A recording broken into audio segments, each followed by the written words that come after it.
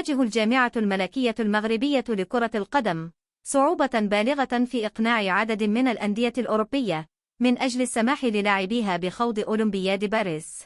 متمسكة بأحقيتها في الاستفادة من خدمات أبرز محترفيها خلال منافسات الألعاب الأولمبية التي تستضيفها العاصمة الفرنسية ما بين شهري يوليوز وغشت المقبلين،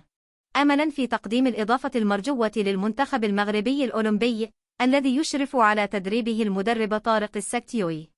ويأمل المنتخب المغربي الأولمبي ضم الدولي أشرف حكيمي نجم باريس سان جيرمان الفرنسي إلى جانب إبراهيم دياز مهاجم ريال مدريد الإسباني والمشاركة في البطولة العالمية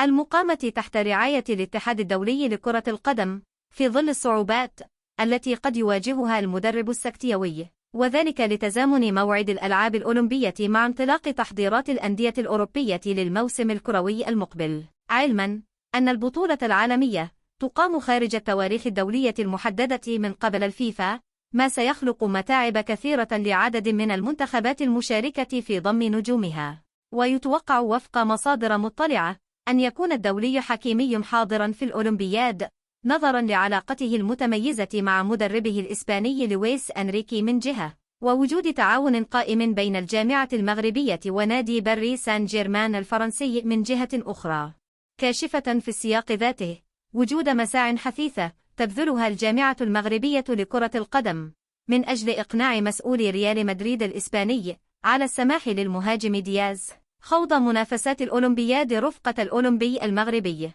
وبات تواجد حكيمي ودياز إلى جانب ياسين بونو حارس نادي الهلال السعودي رفقة المنتخب المغربي مطلبا جماهيريا وفق ما يتم تداوله على نطاق واسع في مختلف منصات التواصل الاجتماعي، أملا في تكرار ملحمة مونديال قطر. هذا وأشارت المصادر ذاتها أن السكتيوي مدرب المنتخب المغربي الأولمبي يستهدف الاعتماد على الدوليين الثلاثة حكيمي دياز وبونو، فضلا عن ضم 7 أسماء أخرى بارزة في المنتخب المغربي الأول.